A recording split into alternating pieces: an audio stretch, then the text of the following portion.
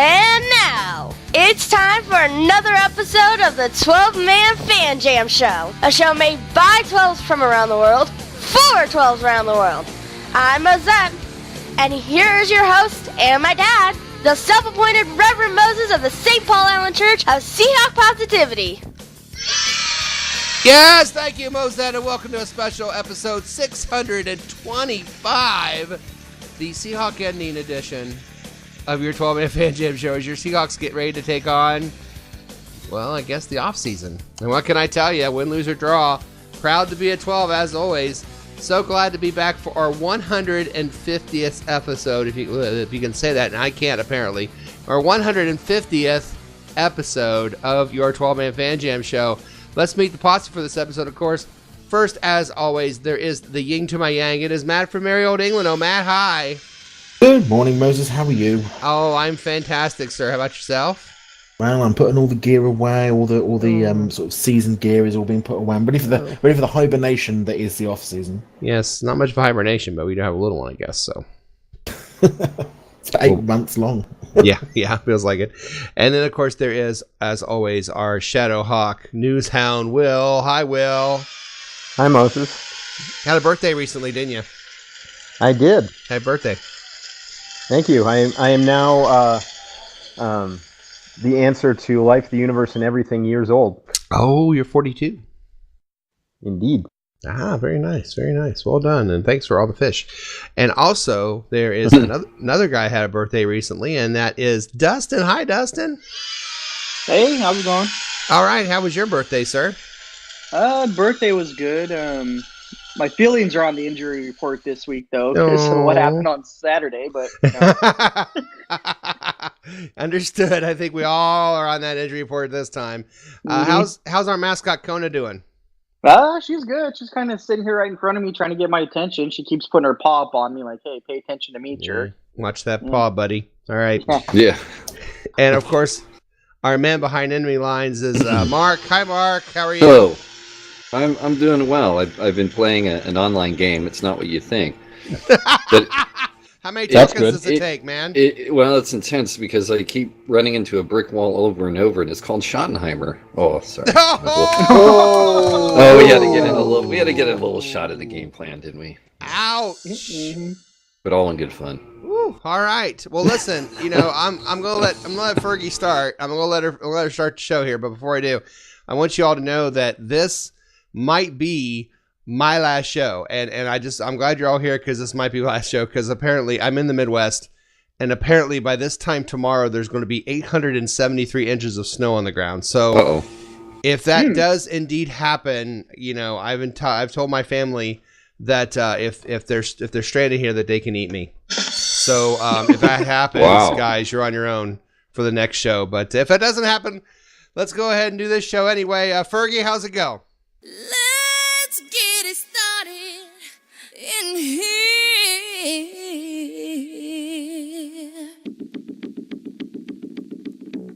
All right, let's get this party started. The show is run like a real NFL football game. 4 quarters and a halftime. First quarter will be news with our news hound, Will. Second quarter, we will recap that playoff game against the Cowboys. Halftime, the best Seahawk-themed play-along game on the internet. 12-Man Fan Jam Show halftime trivia. Of the world. Who won last week? Was that Matt? Yeah, it wasn't me. I think that was Matt that won last week. I can tell it wasn't me. Yeah, sorry. Matt goes for 3 in a row tonight. We'll see. Oh. Quarter 3, we'll talk about our favorite moments from the 2018 season. And then quarter 4, I will dig up our mind-blowing predictions for the 2018 season. And we'll see how we did on our mind-blowing predictions. Oh, yeah. It's going to be mind-blowing. It's going to be awesome. But before we start, of course, like, share, subscribe, Seahawk Positivity YouTube channel. Join our Facebook group, 12-Man Fan Jam Show. We're on Twitter at Seahawk Positivity. Email 12manfanjamshow@gmail.com. Also, a downloadable podcast of this very show on iTunes and Podbean. Also, please vote for the 6th annual 12-Man Fan Jam Show Awards, the Fan Jammies. Next episode is our season finale.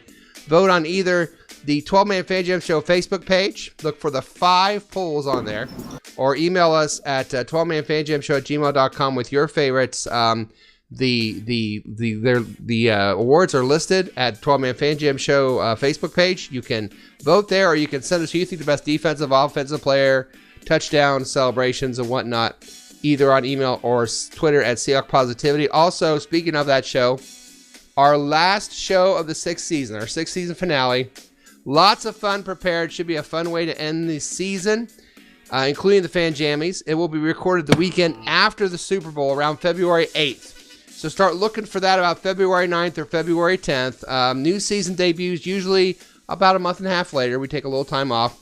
But we do go at least once a month until the football kicks off again. So check on our 12-Man Fan Jam Show Facebook page for further details as they develop. All right, let's get to the first quarter in news.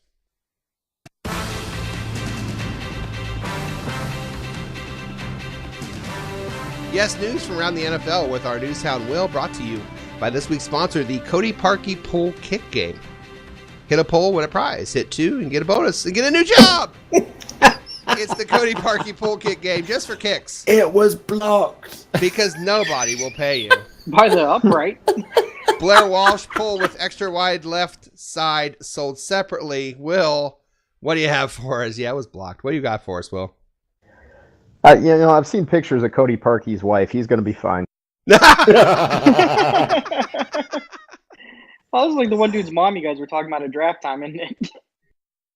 I can't remember who it was. Yes, Taylor Lewan. But oh yeah. Anyway, moving on from a team that didn't get anywhere near the playoffs, and probably won't for years to come. I'm talking about the soon-to-be not Oakland Raiders, who have been informed very forcefully that they will not be welcome back in Oakland next year, but their new stadium in Las Vegas is not going to be ready until 2020, so they need a new home for next year. Right. There's been a few alternatives floated around, playing in AT&T Park, home of the San Francisco Giants, of all things.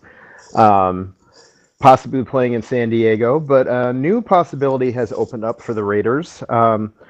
The Arizona Stadium, where the University of Arizona Wildcats play. Ooh. Oh, that's interesting. Attorney for the city of Tucson, Arizona, Ali Farong, says that he spoke with Raiders president Mark Badane about the possibility of the Raiders playing their 2019 home games at Arizona Stadium, which seats 56,000. Quote, "It's a long shot, but we're going to put our best foot forward to turn impossible into possible." And apparently he has the approval of the University of Arizona, and the Arizona Cardinals don't mind, because it's not like anybody's going to come to see them. So they could be the Tucson Raiders in 2019. Wow. Who saw that coming? I thought they were going to play Probably in London. Marshawn, because I don't think he's for them next year. Wow, I never thought Arizona. I thought they would maybe play, like at UNLV or something. I mean, that makes more sense to me. No, UNLV said no way, so that's out. Wow. That's kind of sad.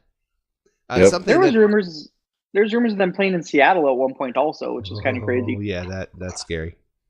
I'm gonna let you finish with the news. I think that's an important news article about Oakland there. But while you were doing that, I did happen to wander across the old Google here, and wow, Cody Parkey's wife. Oh no! I'm just saying, guys, he's gonna be just fine. That's all I'm getting at. I mean, you call that one? You mooned over Cooper Helfet for 2 years. Wow. Woo! Yeah. Good thing we don't have a baseball podcast, because every time Verlander came up, he's a good come up too. Oh yeah. Well, that I don't know. Oh yeah. Wow. Okay. Sorry. Oh, you mean Mr. Kate Upton? Yeah. Yeah. Yes. Well, Moses, Ohio State quarterback Dwayne Haskins is going to be in next April's NFL draft. And depending on the other quarterbacks coming out, he could potentially be the first quarterback taken. If not, he should go fairly high. And there's little doubt as to which team he wants to go to. Recently, Haskins tweeted a picture of himself photoshopped in a Giants uniform with the message, "Don't let me go back to the crib." He since deleted that tweet and also posted images of himself in other uniforms. But at the Heisman Trophy ceremony, he made it very clear that he really likes the Giants. Quote, I definitely was a big Giants fan growing up, loved watching them. Seeing Saquon, how well he's playing. I'm close friends with him, known him since I was a sophomore in high school, and it's been really cool. Yeah. Big Giants fan. I can go on and on. So, who knows if the Giants want Haskins, but if he gets his way, he'll be in Big Blue next year. Time for the Redskins to jump up there and get him. Oh, God, I hope he gets picked by the Cardinals. The guy doesn't deserve that, man. Don't they know they don't get the pick? I don't blame him, though. I mean, I'd be the same way if I was because you're going to get drafted one way or another. And I'd be the same way about trying to play for the Seahawks. But, yeah, that's been my team forever. I'm a big Seahawks fan. And it might be unlikely that you get drafted by him, but yeah, I'm not going to hide who I like. No, and people forget, some people forget that Eli was drafted by the Chargers, didn't want to play for him at all. Yeah, nope. And then 4 picks later, they pick up Rivers and they swap him. But the Giants picked up Rivers. The Giants drafted Rivers, and Eli was drafted by the Chargers, and they swapped him. But he had no intention. He didn't want to play there. And of course, John Elway was drafted by the Colts, and he refused to play for the Colts as well. Yep, he was going to go play minor league baseball instead. Yes. Something to that, I guess. Kobe Bryant did the same thing. I don't think he's going to, balk if he doesn't get picked by the Giants. I don't think that. But there's part of it right there. There's part of the storm coming in. If you heard that was the snow blowing. Well, there's an easy fix, Moses. I mean, work out a handshake deal with the Giants, and then post a video smoking weed in a gas mask, and so you'll drop far enough, and then the Giants can draft him anyway. Perfect. There you go. That'll do it. That's the plan, man. With Michael Phelps. There you go. Yeah. Perfect. Just get some of Zorni's token girls to pose with him too. That would work. No, you don't have to do that even. Just Miley Cyrus will do it. There you go. She'll do anything for $1. I like the idea of Dustin being the quarterback for the Seattle Seahawks, because I know we've got a history of selecting short quarterbacks, but I think that just takes the piss, to be honest. Well, I mean, in this ideal situation, obviously I would be taller and have talent. So. But the same sense of humor, sadly. And unfortunately. And on that note, we will end the first quarter. Thanks for the news, Will. Anytime, Moses. All right, and that's the end of the first quarter. It's the end of the first quarter, bitches. Coming up on this Seahawks season-ending edition of the 12-Man Fan Jam Show, halftime trivia, our favorite moments from the season. But right now, coming up, we're going to take a look back at that Saturday night season-ending game in Dallas. We'll be right back after this. You're listening to the 12-Man Fan Jam Show, a Seahawk Positivity production. I like it! Holy shit, it's the second quarter. All I'm saying is I don't think they make shoulder pads quite that size, Matt. I mean, I'm just saying. He's going to have something to protect him, because, I mean, he's just going to get kicked around if not. I mean... Oh, come on, Darren Sproles plays in the league. They've got pads small enough. Well, that's true. I've already said that if in this theoretical situation, I would be, very talented. And while we're at it, I would also be Iron Man. So...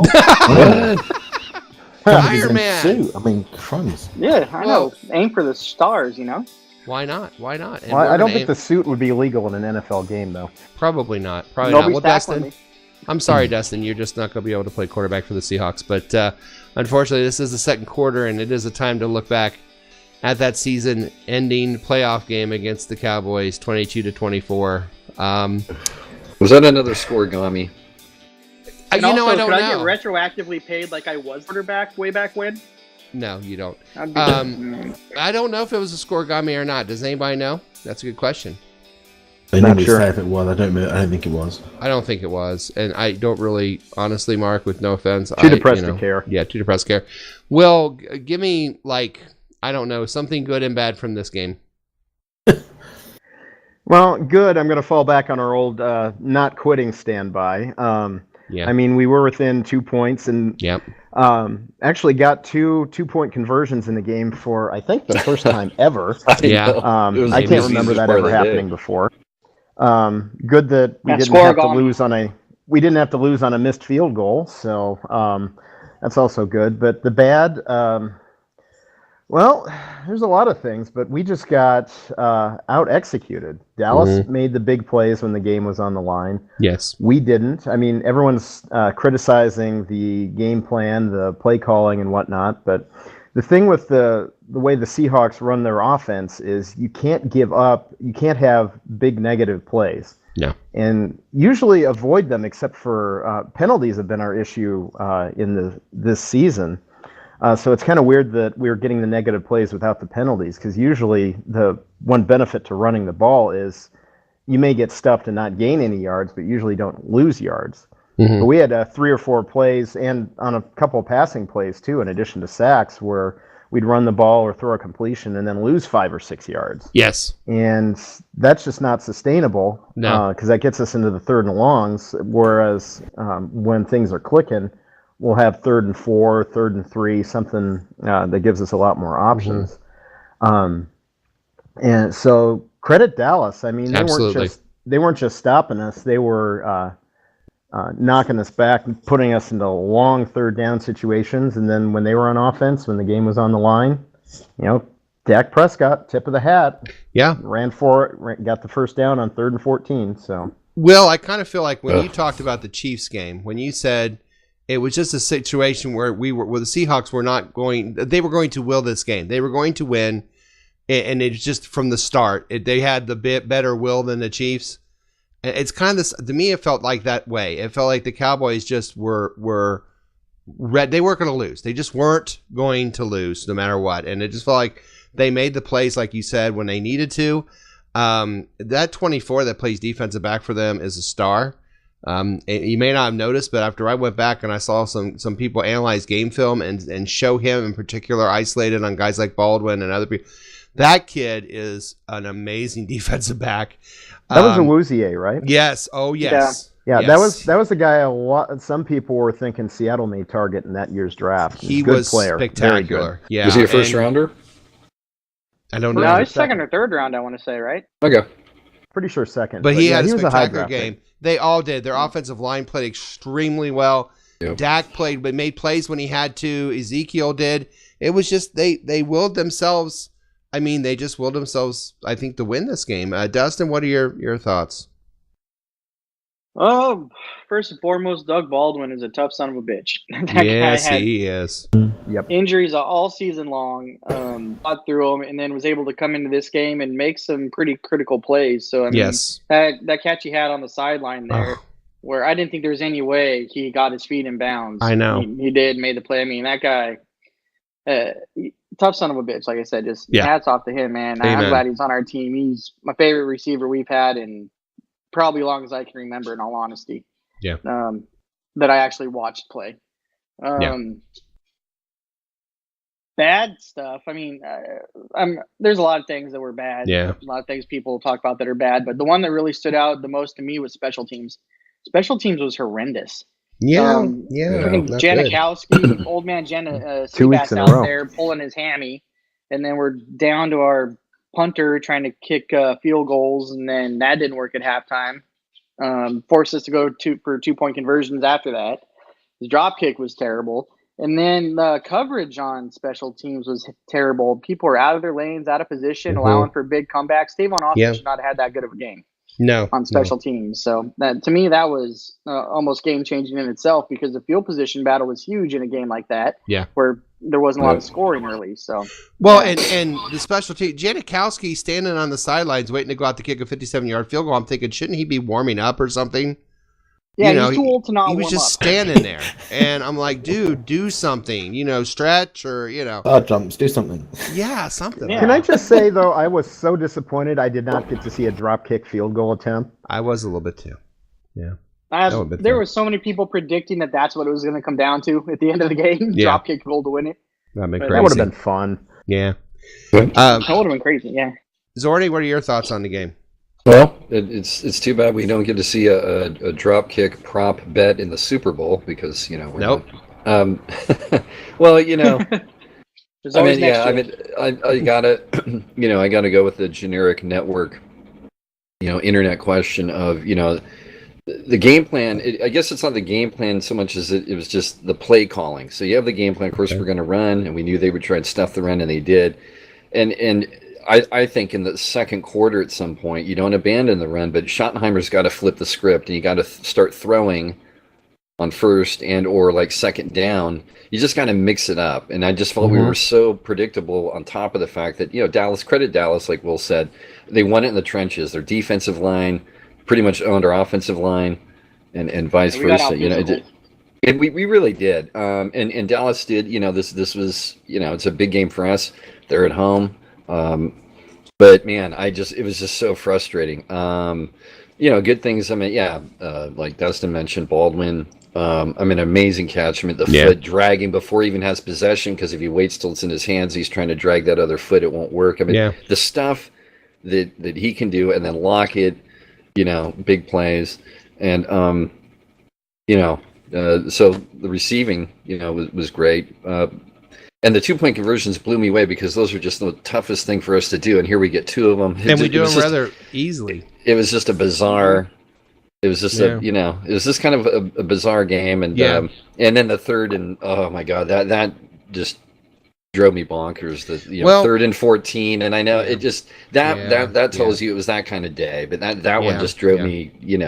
Yeah. Anyway. Well, I'm going to come back to you, and I'm going to come back. We'll play a little devil's advocate here in a minute. But before we do, I want to hear what Matt's thoughts are on the game. But when Matt, you're finished, I'm going to come back and I'm going to address. Mark kind of fell in my trap a little bit. So, Matt, what are your thoughts on the game here? They can pretty much be summed up in 4 words, which is run, pass, punt. Because we seem to do that a lot. Too much, if the truth be told. Oh, you noticed that? Yeah, okay. I think everyone noticed that. I think the Cowboys certainly noticed that, and they were expecting it every time after that too. I think what I would say, I think the worst part of this game by far is Alan Hearns' ankle, and I definitely did not. Yeah. And we really didn't need to have it on slow motion, just so the television as it was sort of. The thing is, he was laying on his front and his foot's facing up. Oh, it was terrible. Just like, I didn't want to see it again. Yeah. Why are we seeing that? But they put it on slow motion afterwards. I'm like, hoping for a full recovery for that guy. Me too. And I hear he's not listening, but I certainly hope so. Build the man. I was watching on the TV that we couldn't rewind, didn't have DVR, so I didn't notice the whole thing where his foot was facing the wrong direction. So I appreciated the replay, and I when I saw it, I was like, we did. Oh no. We all saw cool. that. That by far for me was by far the worst part of the game, because that was just horrific. I agree. Well, good point. As far as us is concerned, I think Tyler Lockett had a good game. 120 yards, 4 receptions, 6 targets. I think he was dialed in. I think Chris Carson, 13 carries for 20 yards. That sounds wrong to me. Well, no, it's accurate. But you know what? That's the point where somebody's got to say, well, hold on a second. We absolutely, Seattle's got to try and establish the run. I understand that, and I think you can do a good half of football trying to establish the run. But the 3rd and 4th quarter, if nothing's happening, you've got to change plan. You've got to do something. Penny had that one run in the 3rd quarter of about 25 yards, and then they gave it to him on the next play, and he lost. But there was a lot of. There's an awful lot of run, pass, punts. An awful lot. Well, I think KJ Wright also. I'd say KJ Wright played a good game too. To me with that was with Todd Penny was hugest disappointment to me in that game, because they gave it to him for one series, and he was the only guy that really had anything effective that he had done on the ground for the most part. And the way they were playing the defense, there was cutback lanes available, and that guy is amazing at finding cutback lanes. Yeah. And they did not play to his strengths at all. They let him in there, had some success with him. They're like, okay, you had your chance. We're going back to running right up the middle into the heart of the defense and hitting the wall. Well, there's inside runs for 2 yards. Inside run for 2 yards, and you're like, what are you doing? And if it's third and 20, whatever it is, and you throw a little screen for 2 yards. Oh, that pissed me off so much. What the hell are you doing? Yeah, he just a little swing pass out to the flat, and then he gets maybe a yard or 2. Yeah, just back to the line of scrimmage, and then the epitome of the epitome of your entire philosophy is always compete. And by calling that play, you have conceded that drive. You're not even trying at that point. Totally. Annoyed the hell out of me. Allow me to play devil's advocate for a second. And I'm just throwing this out there. You may proceed. Bob Candota, who's Seattle Times writer, talked about this thing about running. Seattle had 8 first down plays in the first half. They ran on 4 and passed on 4. They had 12 in the second half. They ran on 7 and passed on 5. They did the run, pass thing out of 26 first down series. They did it 6 times. Third quarter, they had 52 yards rushing on 13 carries. So there's optimism there that this is actually starting to work. And if you think about it, if you're running the ball, you're pound. You get the second half, you start seeing a little crack in the hole. Maybe the 52 yards on 13 carries is maybe, hey, that's not bad. Maybe we're getting somewhere. Just throwing that out. Well, all I would say is it's okay. You give out the stats like that, but what was the scoring on the back of those stats? Right. Well, and it was a there close has to game be though. some context. But it was 17-14 going into the fourth. And for me, it's situational plays. It's not just the fact that I'm quite happy that we spend a lot of time trying to establish a run. Haven't got a problem with that at all. But at different situations in this game, we needed to do a different thing, and we didn't. Mm-hmm.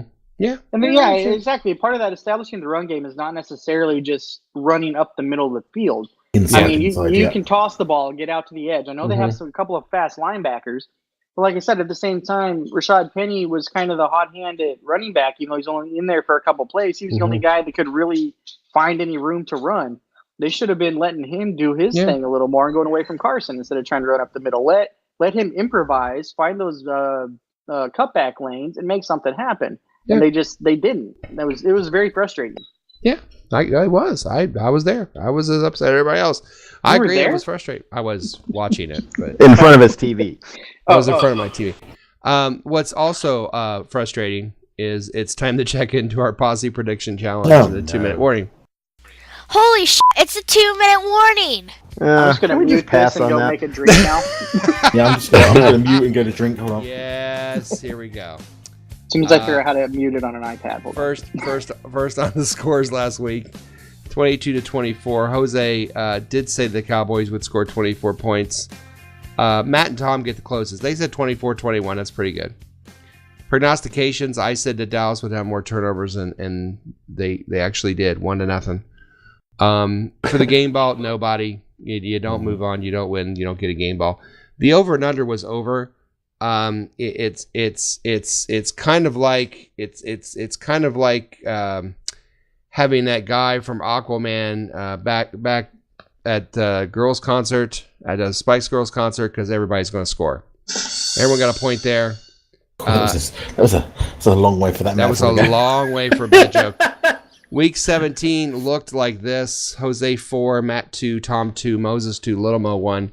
Mark Ty Turner 1, Mike Pascal 1, Statsman Mark 1, Will 1, Dustin 1. Final individual scores look like this. Jose won again. Wow. 38. Little Mo 36. Moses gets third at 31. Tom gets fourth at 28. Matt gets fifth at 27. Sixth place goes to Statsman Mark at 26. Seventh to Mike Pascal at 25. 8th to Mark Ty Turner at 24. 9 to Will at 23, and bringing up 10th is Dustin at 22, meaning the final posse prediction challenge score this year, looking for a three-peat. Team 12 gets it by defeating Team Posse 152 to 129. Yeah, not good. I blame Dustin, really, being last. Yeah, you should. I think we all should.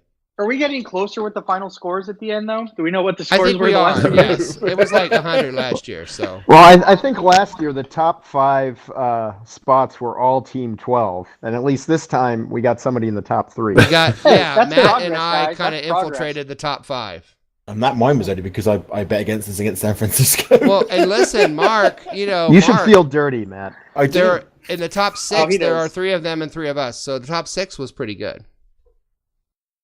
Looking at one, so, I mean, they had 3 of the top 4. Yeah, right. All right. Okay, well, let's go to halftime.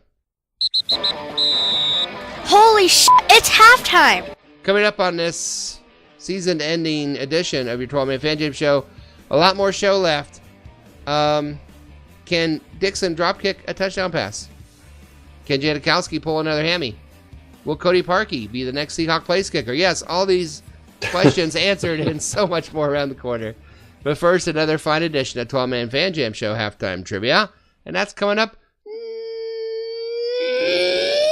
next. You're listening to the 12-Man Fan Jam Show, a Seahawk Positivity production.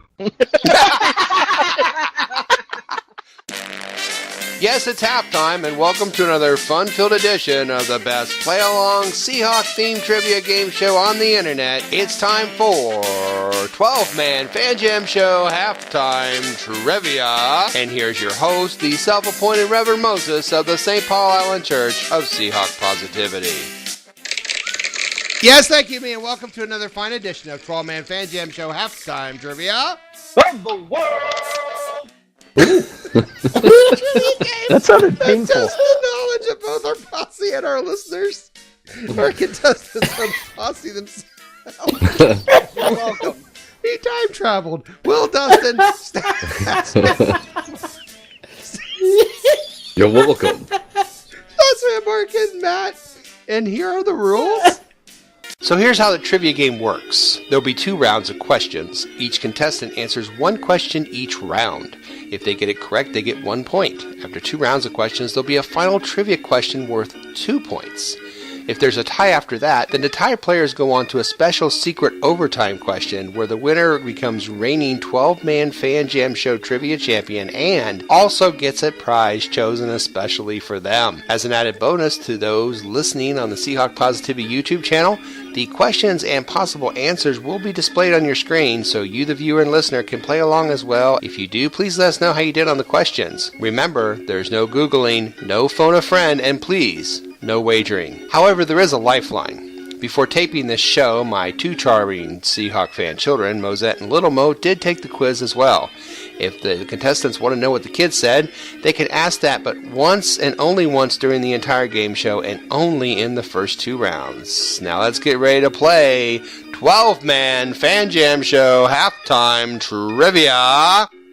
Okay, you all know the rules.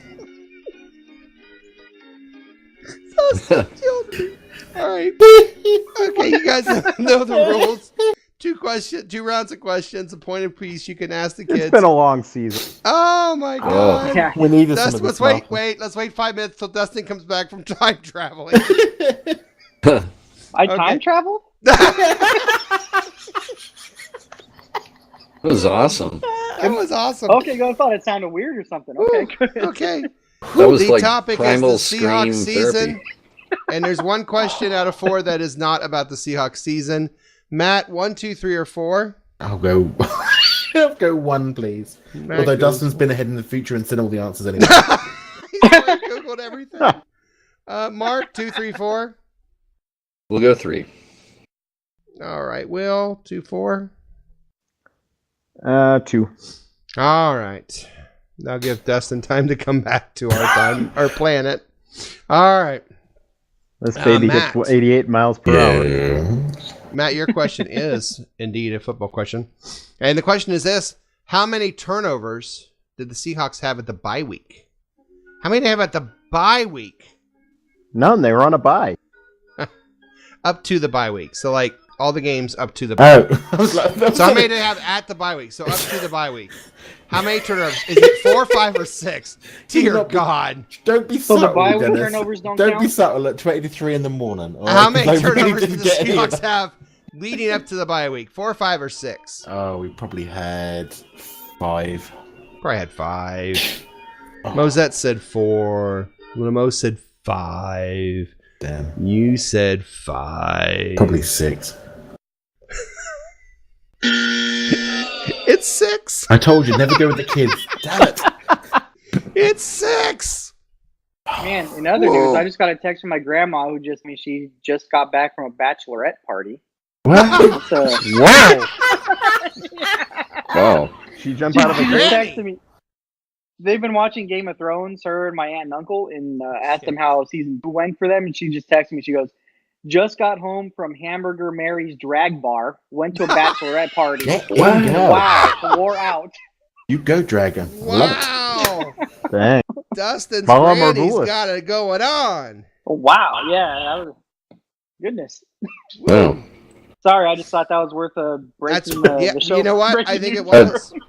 A drag bar? Is that what you said there, Dustin? Yes, That's, he did. Yeah, well, that's Like- what my grandma said. Like Wow. Chippendales? Maybe. The Hello Sailor. All right, Will. Yes.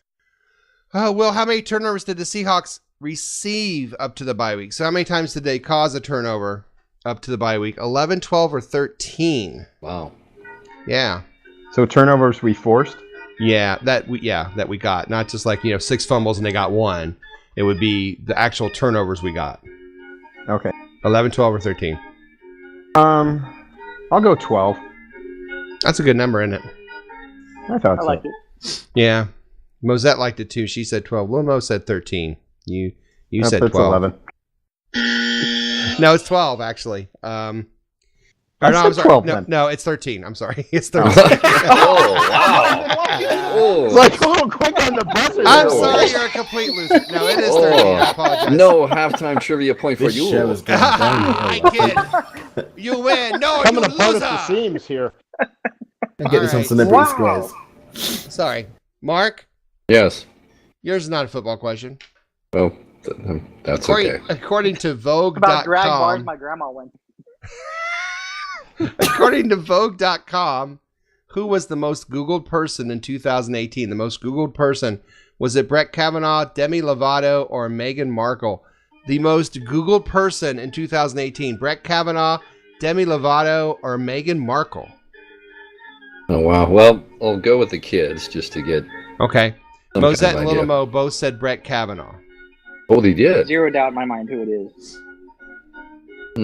Well, see, they're much more internet in tune. So Nah. well, I don't know, but Matt warned me, fade the kids. So Oh, yeah. I'm Never going to listen to Matt. He's trying to I'm- trick I'm you. going to overthink this and say Markle. Oh, okay. You're going to what overthink I'd it and go say with. Markle. Oh, really? Yep. Yeah, Well. married a prince.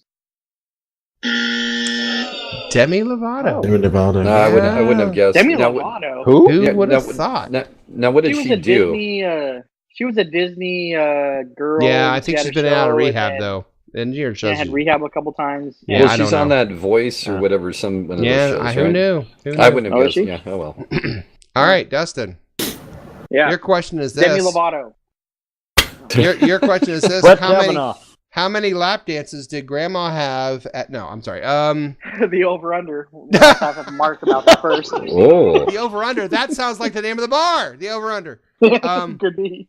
Yeah, how many times did the Seahawks force more than one turnover in a game this year? 7, 8, or 9 times. Wow. More than one turnover it- in a game. 7, 8, or 9 times.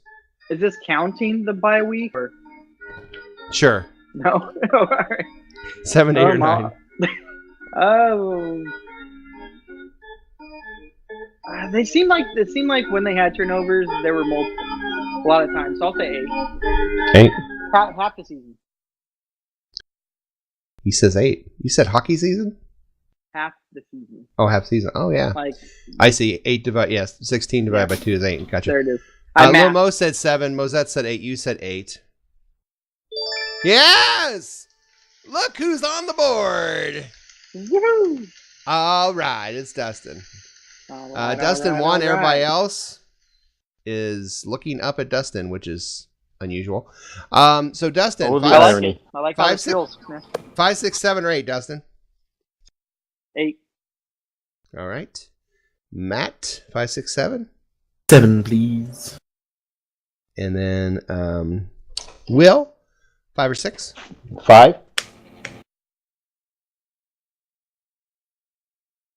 And that will leave number 6 for guess who? Gee. Fuck. All right. All right, here we go. Will, Yes. who rushed for the most yards against the Seahawks in a game in 2018?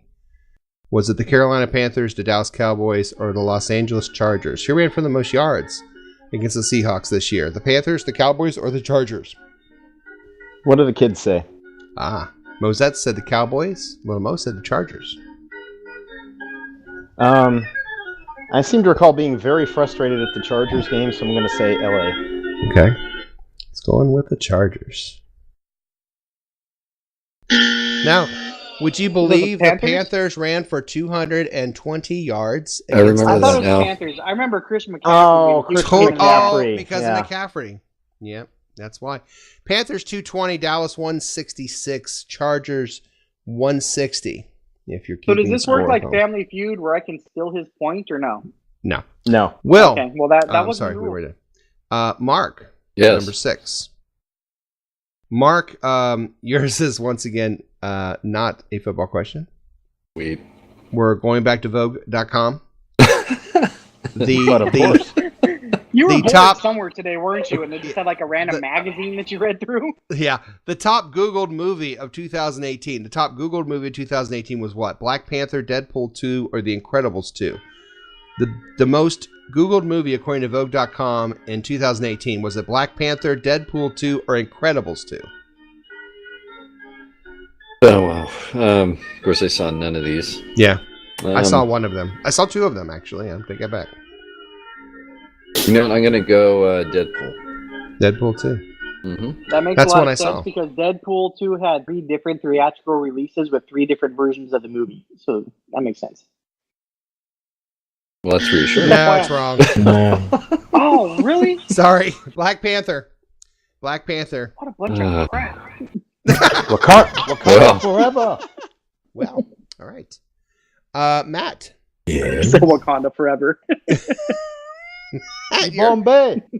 Matt, your question is this. How many kicks Bombay. did Sebastian Janikowski miss in 2018? So that's field goals and extra points, not including the playoff game. How many kicks did Sebastian Janikowski miss in 2018? Was it 7, 8, or 9? How many kicks did he miss? 7, I 8, or lost the 9? kids. Okay. Mosette said 8. Little Mo said 9.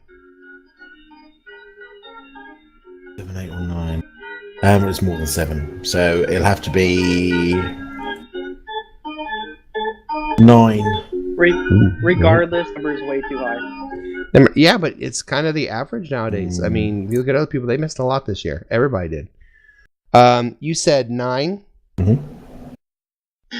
I'm sorry, it was 8. 3 extra points and 5 field goals. Wow.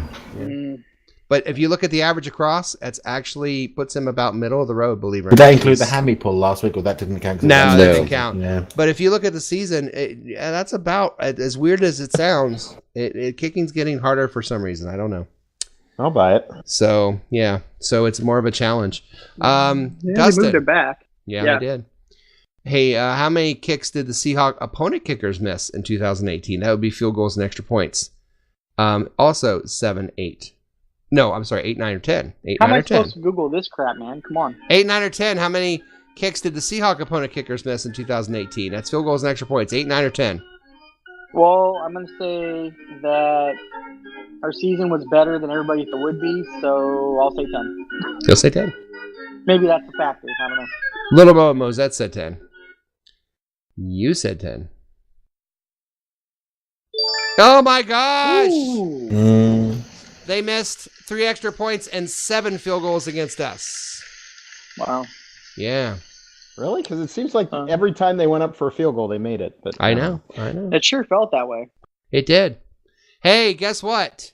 Dustin has 2 points. Will and Mark and Matt have no points, but it is time for our final question.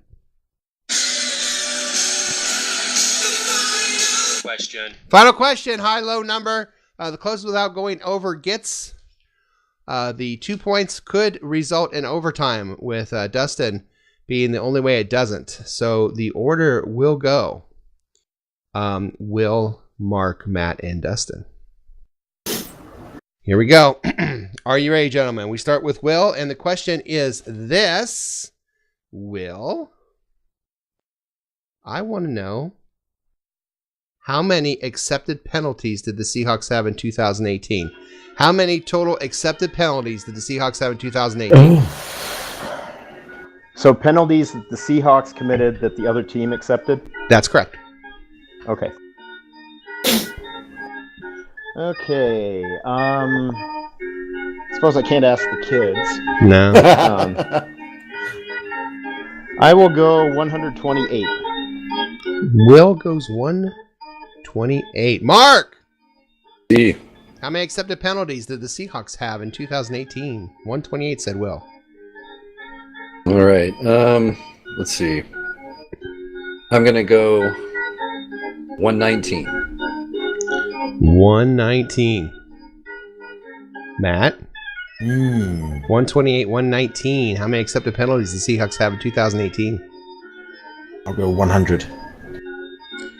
Matt will go 100. Dustin? So 100, what are the numbers 119, again? and 128. How many accepted penalties did the Seahawks have in 2018? 100, 119, or 128? I'll try to take a page out of Matt's book and give myself the largest margin here. So 101.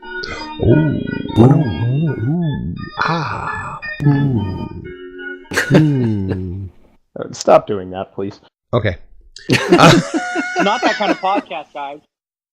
The actual number of accepted penalties that the Seahawks had in 2018 was 111. That's Oh, we got it. Well done. Thanks for the strategy, Matt. Yeah, I'm always with the Thundercats, strategy. ho! Dang, not just a win, but a complete shutout. Yeah. Man. Oh, yeah. Yeah, Never complete done that. shutout. You dominated. You got all the points. The rest of us on got the way to none. victory. Hell Dominated. yeah. And I'm Iron Man, and I was drafted by the Seahawks. And you're taller. Wow. You'll wake Yeah. up in a minute. Man. and your dog is in a kennel right now. But that Well, she being earned said, I know. Congratulations, Dustin. Well done. Well played. Thank you. You're very, very Well welcome. played, everybody. You guys always play Matt, much do better not when I order win. a I just trophy. that way. I didn't order one. It's sort of the off season now. It doesn't count. That didn't count. It's the offseason, right? Forgot about that. Another crowd-pleasing, heart-stopping, award-winning edition of your 12-man Fan Jam Show halftime trivia. We'll be right back with the second half of the show right after this. Thundercats, ho! Oh!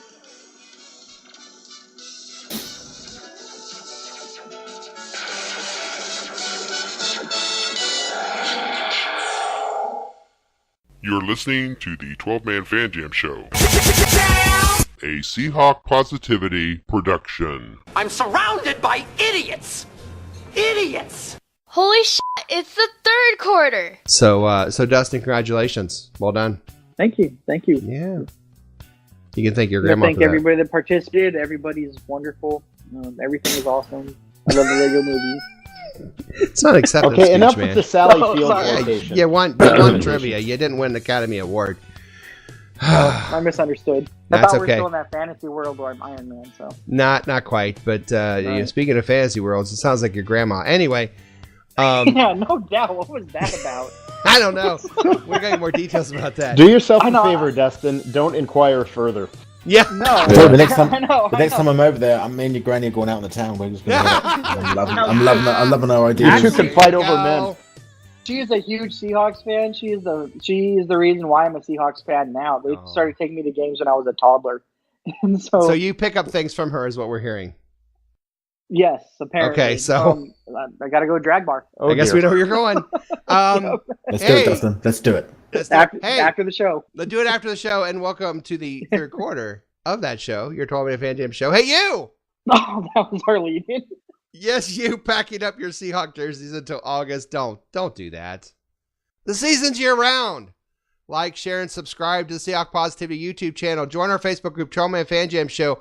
And we are going to have a lot of outtakes coming your way very soon. So enjoy it. We have little 6-minute outtake shows where I get behind the scenes and dig through all the tapes of our shows.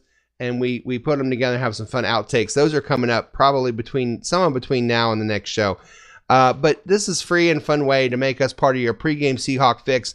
Do it now before you box up your memorabilia and get all the Mariner stuff out. Oh, too late for some of you. Yeah, right. Yeah, this quarter we are going to discuss our favorite memories from the 2018 Seattle Seahawks season. They finished 10-7 if you include the playoffs, 10-6 in a wild card berth behind the Los Angeles Rams.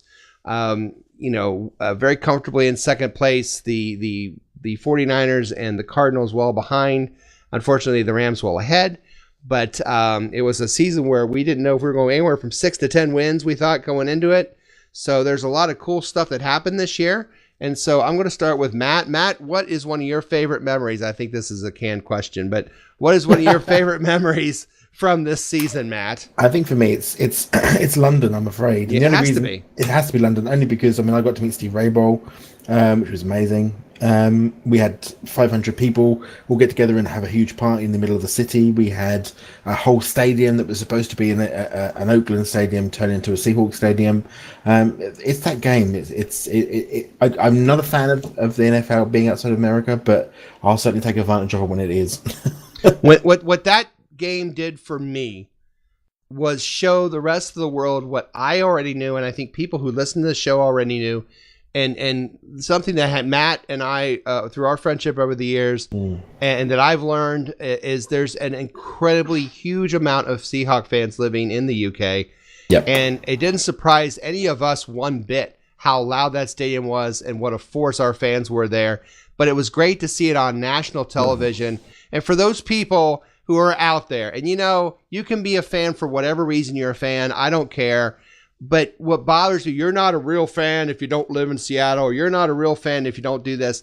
I think it was a way to shut them up a little bit, because the UK fans showed that it doesn't matter where you live. If you're a Seahawk fan, you're a Seahawk fan. And they spoke for not just the UK fans, but all the fans of us, including me, who don't live in Seattle, to say, you know what?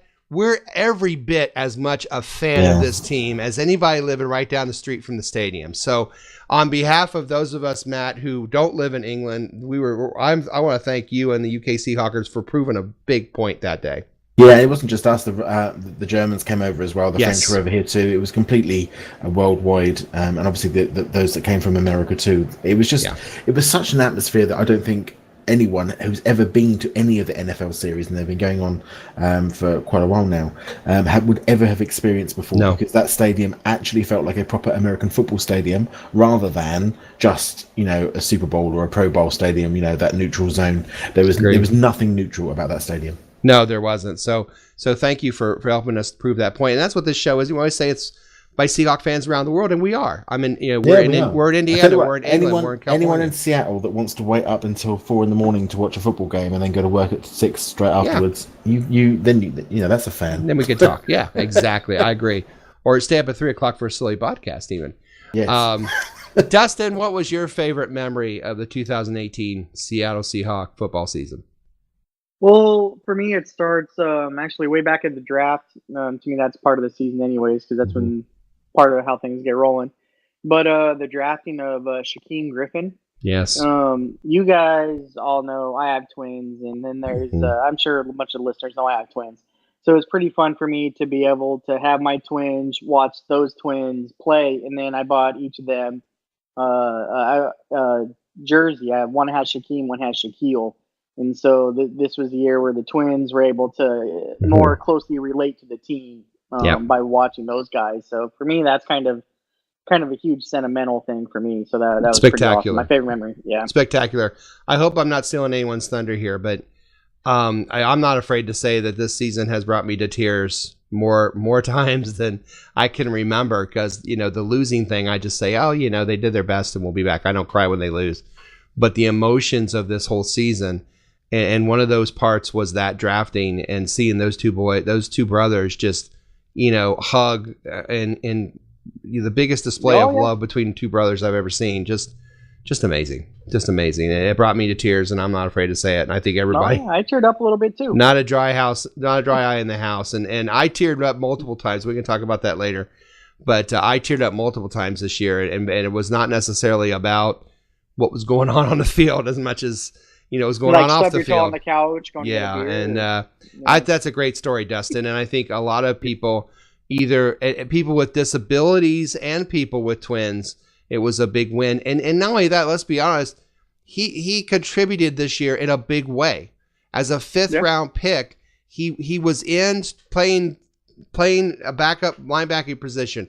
He was special teams. He seemed to be always around the ball when they were tackled. He was a stud on special teams for a lot of it. And he's improving. I didn't expect him to come in and be a Pro Bowler, but he is contributing to the team, and that's all you can ask. And I think he had a really good rookie year myself. Yeah. So, good one, Dustin. Will, what about you? What's the 2018 season memory you have special?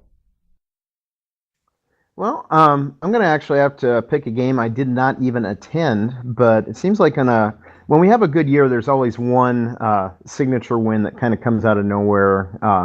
Get the big win against the team you don't really expect to beat. And that game at Carolina came at a critical time in the year. We didn't know really which way this team was going to go. We were going up against a team that at the time was still doing really well. Yes. Didn't realize that they were kicking off an 8-game losing streak at that point.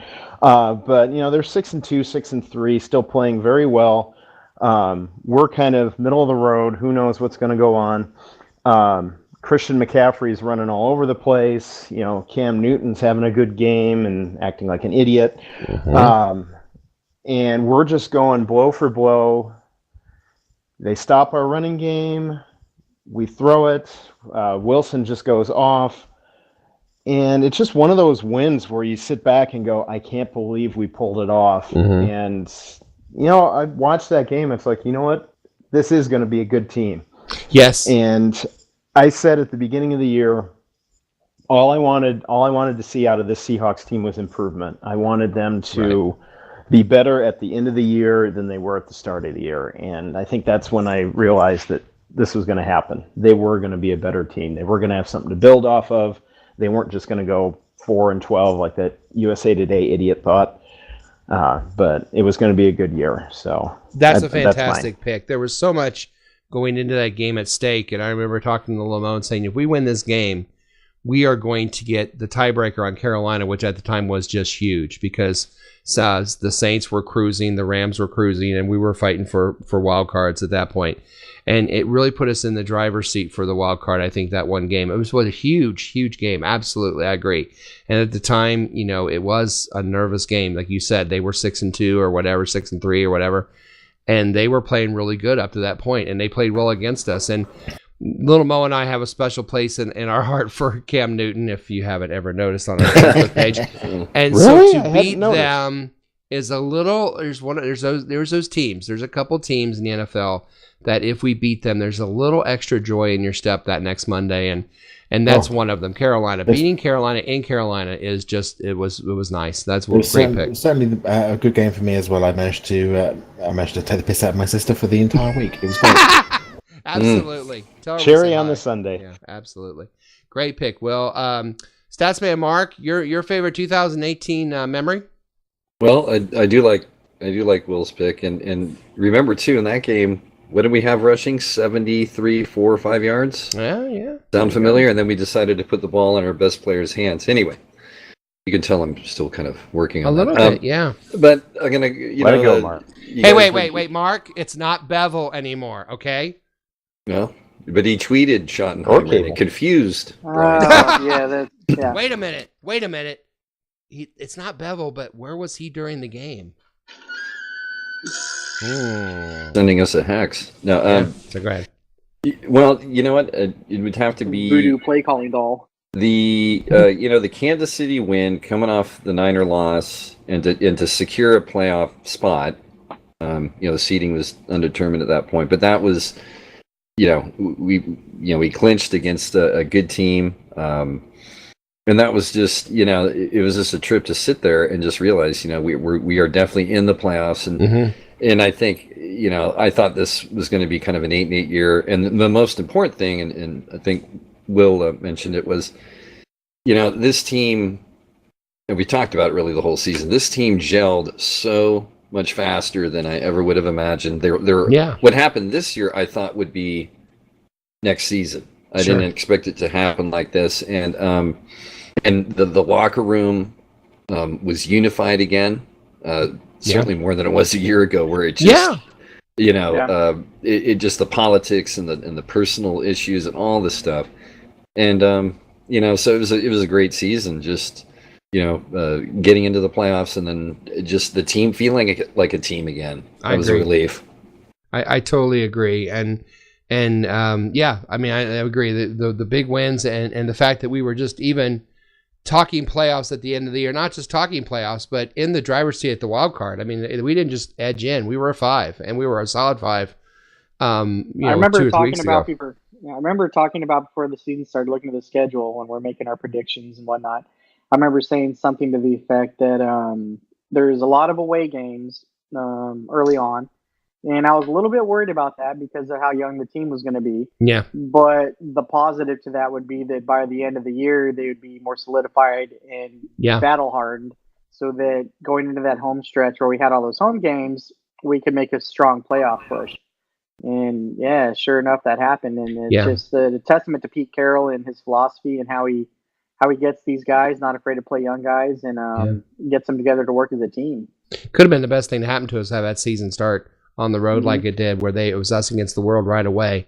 They had no choice. They had to solidify, and they did. And then having the big homestand and realizing how powerful, playing in Seattle is. I mean, it's quite an experience for players and fans. I have a couple. About 2 weeks into the season, I said on this show, man, I wish these guys would go back to having fun. And wow, this might be the most fun team I've ever seen. The touchdown celebrations, the Australian kicker running on 4th down. Just it goes on and on how much fun it was to watch this team, and how much fun it was to watch, how entertaining it was to watch this team play. And it just really was. It was a really great year for me on that. A couple things that it was an emotional year on many levels. You mentioned the twins, the Griffin twins playing together, which is amazing. For me, I can remember, and I brought it on the show when Paul passed away, the game against the Chargers, and who was going to raise the flag. And my wife's in the kitchen, and it kind of opens into where we are. My son and I get ready for the game, and we're just kind of doing our thing. And then when they said, Paul's going to raise the flag, we all looked at each other, and we just started tearing up, all three of us, just immediately. And I started bawling like a kid, and all three of us are sitting there crying immediately. We just stopped what we were doing and just looked at each other and all teared up and made sad faces. And then here goes the flag by itself, and we all, oh my God.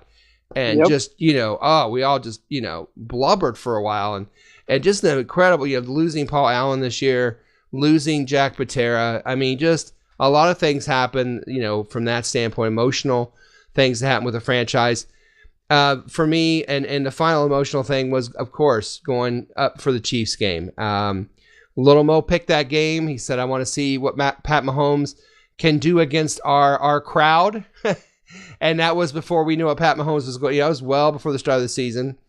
And as it got closer, he still stuck to his guns. And even though, look at what Mahomes is doing in the papers, he's like, that's okay, Dad. He's going to have to play our team. He's got to play on our field. And he had confidence all year about that game.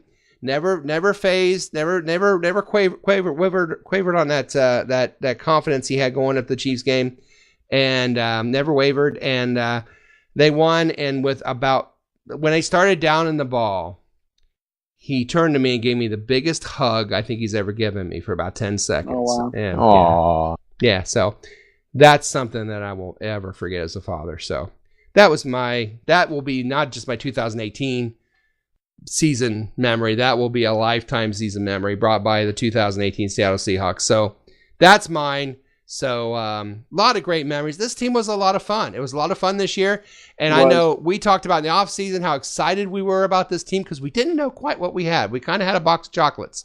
And we, as Forrest Gump would say, I kind of had a box of chocolates, didn't know quite exactly what we were going to get. And we got and only a few of them had coconut. Exactly. Most of them tasted pretty damn good. So 10-6 regular season.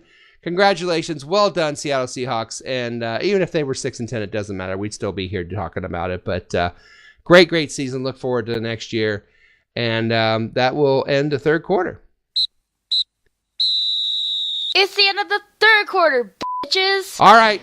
Coming up next, it's time to see how well we predicted how well the 2018 season would go.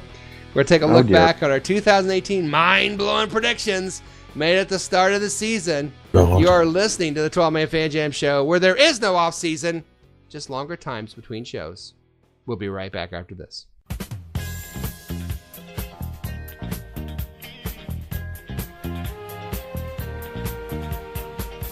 Hello, everybody. This is Statsman Mark. And when I'm not listening to Charo's greatest hits on 8-track tape, I'm listening to the 12-Man Fan Jam Show. Holy shit, it's the fourth quarter. Well, looky here. It's time for the fourth and final quarter of this episode of your 12-Man Fan Jam Show. We hope you've enjoyed the season finale. I want to remind you, our season finale, actually, this is the Seahawks season ending episode. The season finale will be at the week, February 8th will be released. It will be our season finale. We're going to have outtakes. We're going to have highlights. We're going to have the fan jammies. It's going to be a lot of fun. And then season 7 of your 12-Man Fan Jam Show, you will probably be around the middle of March, roughly. We'll take about 4 or 5 weeks off, and then we'll start the season right back up. And we usually have about a show a month if you're new to 12-Man Fan Jam Show, about a show a month leading up to the actual show. We'll have a draft show, of course. We have the draft challenge. A lot of stuff coming up in the offseason. So just want to remind you that. But now it's time to take a look back at the beginning of this season and see how we all did with our mind-blowing predictions of the 2018 Seattle Seahawks season. Narrator, not That's well. right. All right. Back on the Broncos game, I believe it was, we decided we were going to, every year, the start of the season, we have these mind-blowing predictions of the Seattle Seahawks. And so I thought it would be fun to look to see how we did. Now, first up is Will. Will? Hit me. You predicted that Seattle would have 2,000-yard rushers. Say what? That's pretty close. I'm because halfway they did there. run for 2,000 yards. There we go. And it's pretty good, but we only had one 1,000-yard rusher, as you know. So, but nice guess. I guess you could say Chris Carson for 1,000 and everyone else for 1,000, but that doesn't work. So that wasn't actually that bad, Will. Cool. Yeah. Then comes Statsman Mark. Statsman Mark said that Russell Wilson will throw for 5,000 passing yards this season. 3,448 was the actual number, just off by 1,600 there. Yeah. He was rounding up. He was rounding up. Rounding up considerably. Now, Matt went with the kicker. Matt said that dear. Janikowski's going to kick a 61-yard field goal. He kicked a 56-yarder, but I don't think he got anything over that. So, nice Well, try. we know I he think- didn't get a 57-yarder. Didn't he get a 58-yarder in preseason? Am I right? I think so. I think Yep. he did, but that's I don't know. I like think in you, warm-ups, Michael Gave Dixon me kicked hope. the drop kick Gave me as far hope. as Janikowski did. yeah, and like you're and Matt, but like you're so quick to point out, it's preseason, doesn't count. It's pretty doesn't count. Yeah, Dustin is maybe my favorite. Dustin was high on Barkevius Mingo, I thought they were going to play him different. or he was high on something because he said Mingo has had 9 sacks his whole career. He would have 9 sacks this season. Mingo had 1, so you're just a little off. I mean, he had more than I thought he did. So I mean, there's He that. did. He had 1. Yeah. I thought they're going to use him in like a Bruce Irvin, and also that's why I suck at pronunciations. By the way. To be fair, Dustin, I was expecting the same thing, so I was kind of surprised Yeah. that they didn't use him in that role. Now That's what I thought they were going to do. They if even I, gave him 51 as a number. Come on. if I may toot my own horn. Yeah. Oh dear. Not on this podcast. Somebody's got to. Yeah, so no one else will. I do pretty good on these usually. And It this wasn't one- your birthday this week. where's Granny? All right. I said I didn't quite get it right. I missed it by one word. I said the running backs on our team will have over 15 rushing touchdowns. The Seahawks had exactly 15 rushing touchdowns from the running backs. So thank you. Yes, that's so Stewie, what do you say to that? Say what? I know. So I think I did pretty well there. So that was my Oh, prediction. come on, Moses. I watched listened to the actual show. You predicted 1,000 yards for CJ Procise. Admit That's it. it. He did. Didn't we all? I mean, That come should have been on. my prediction. CJ Procise will play in a total of 3 games or whatever. And I probably would still be over on that. Yeah, I was going to say that's 3 more than I would have expected. So Yeah. Well, guys, gosh. It was a good season. Wasn't it a good season? It's a lot of fun. Yeah. Yeah, it was a good season. Yeah, win or lose, we're going to be here anyway. But it was a fun season. This was a fun season to talk about. A lot of excitement during the season. I can't wait for the finale in about 4 weeks. It's going to be a lot of fun. A lot of outtakes, a lot of celebrating going on for the end of the 12-Man Fan Jam Show Season 6 and the football season, because we wait until after the Super Bowl for that reason. To me, the Super Bowl kind of marks the end of the season, the start of the new one. So we're going to come back in about a month. But before we do, we have to bring this wonderful show to a sad close. We are so glad you decided to waste some time with us. We hope you laughed a little. Maybe you learned a little something. We learned that I do toot my own horn upon occasion. In public, mind you. Yeah, we learned where Oakland might play and where Haskins wants to play.